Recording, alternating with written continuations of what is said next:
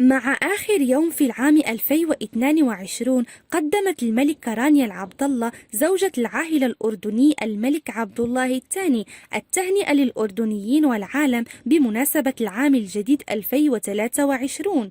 ونشرت الملكة رانيا العبدالله عبر حساباتها الرسمية على مواقع التواصل الاجتماعي صورة عائلية تجمعها مع الملك عبد الله الثاني وولي العهد الأمير الحسين والأمير هاشم وابنتيها الأميرة إيمان والأميرة سلمى.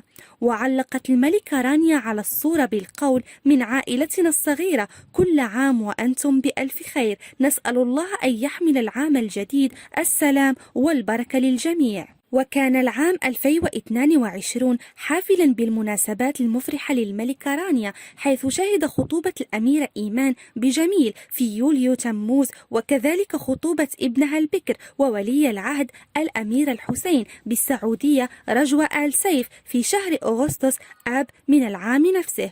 وهنأت الملكة رانيا ابنتها إيمان حينها بتغريدة قالت فيها: ألف مبارك حبيبتي إيمان، فرحتك عندي بالدنيا، الله يهنيكم أنت وجميل ويوفقكم دائما ويجعل التمام على خير. ويعرف عن عريس الأميرة إيمان أنه ولد في كاراكاس بفنزويلا عام 1994، وهو من أصول يونانية، ويحمل درجة البكالوريوس في إدارة الأعمال، ويعمل في قطاع الخدمات المالية في مدينة نيويورك الأمريكية.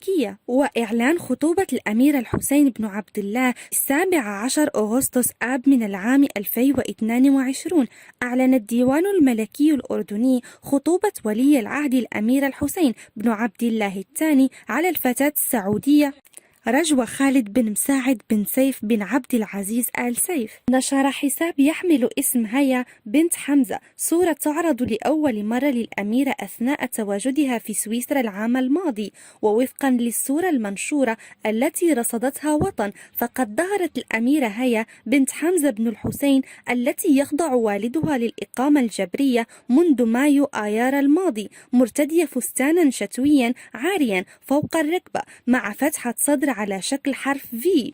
والتقطت الأميرة صورتها على إطلالة مائية لإحدى البحيرات، وفي الخلفية سلسلة جبل يدات منظر خلاب يعكس الطبيعة الرائعة التي يتميز بها هذا البلد الأوروبي. وكان الحساب الذي يحمل اسم الأميرة هيا وعادة ما ينشر صورا لها قد نشر يوم 14 ديسمبر كانون أول الجاري صورة لها وثق يومياتها ونشاطاتها الخاصة. وظهرت هيا بنت الأمير حمزة في مدرستها مع أصدقائها والطلاب وهم يمارسون أحد الأنشطة الطلابية، وفي تلك الصورة ظهرت الأميرة الأردنية مرتدية ملابس شتوية باللون الأبيض مع كوفية سوداء حول رقبتها مع حقيبة سوداء في يدها.